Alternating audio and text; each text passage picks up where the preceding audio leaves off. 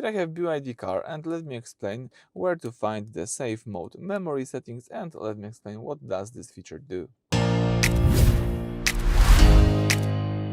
So at the very beginning, let's start by using the home screen of the BYD.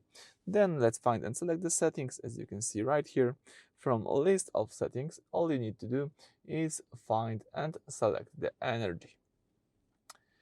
From energy, let's choose the first tab, which is the energy management.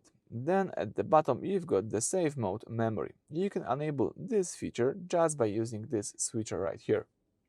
So here you've got the explanation. After this function is turned on, if the vehicle is currently in safe mode, it will continue to run in safe mode when it is started next time. So if you would like to just save it and use it, let's tap OK. And right now your car is in safe mode. So I think that's it for this video. Thank you for watching. Please subscribe to our channel and leave thumbs up.